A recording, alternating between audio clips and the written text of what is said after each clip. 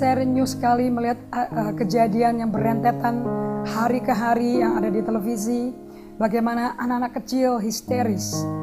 Dia tidak tahu mesti pegang siapa. Dia jerit mencari abang, mencari keluarganya. Karena semua rumah tempat mereka tinggal sudah runtuh. Orang tua tidak ada di rumah. Lantai goyah, jalanan goyah. Saya bisa merasakan bagaimana sebagai anak itu ketakutan, dicekam ketakutan yang luar biasa. Dan saya melihat ibu-ibu yang histeris karena kehilangan anak. Saya melihat ibu-ibu yang histeris juga dan menjerit melihat daftar nama anak. Apakah termasuk anak yang mati, anak yang hilang. Dan saya bisa merasakan bagaimana rasanya tidak punya pegangan. Rasanya kehilangan seseorang yang penting dalam hidup kita. Mungkin kita bisa take it for granted ya selama hidup baik-baik saja.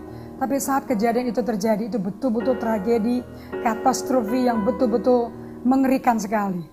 Dan saya berdoa dan saya tantang Anda semuanya.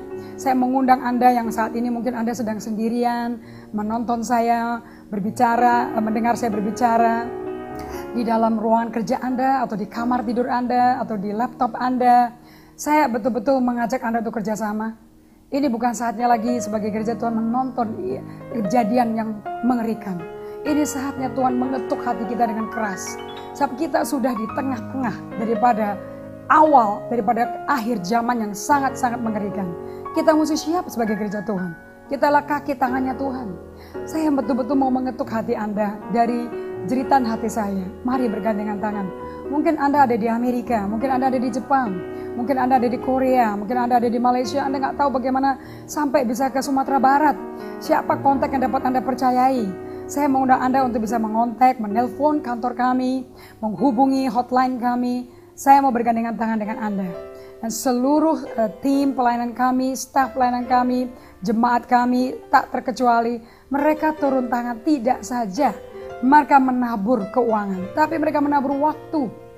Mereka menabur hati mereka, menabur doa, menabur tenaga mereka. Kita bekerja sama dengan OB, Operational Blessing Indonesia, atau dikenal sebagai Ober Berkat. Kita bergabung dengan mereka dengan satu channel supaya rapih sebagai non-government organization untuk melakukan pelayanan kasih. Sebab kita tidak bisa masuk ke daerah Sumatera Barat purely hanya saya mau jadi garam dan terang, so saya mesti menginjil. Kita mesti pakai hikmat. Karena hikmat itu bukan sekedar tahu ayatnya di mana di Alkitab. Hikmat adalah kemampuan karunia Allah untuk mengerti.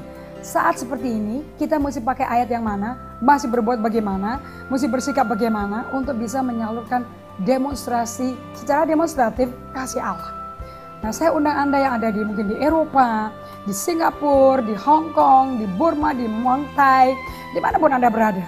Dan saya percaya kalau Anda pernah dengar Pastor Indri di khotbah-khotbah saya di DVD, hari ini saya undang Anda semua. Mari join hand, gabungan dengan kami semua. Anda lihat semua makanan, pakaian, selimut sudah disediakan. Kami sudah ngepak semuanya, kami sudah kirim ke Sumatera Barat. Nah, sekarang ini kami akan membangun kira-kira 300-an rumah papan.